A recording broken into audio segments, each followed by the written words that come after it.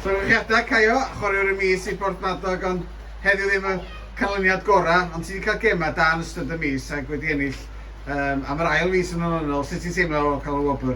Dwi'n teimlo hapus. Bydd y canlyniad heddiw ddim yn gret, ond dwi'n siŵr os nesaf ar gemau da ni efo i ddod, da ni am pigo points fyny a gobeithio cleimio'r tabl fyny.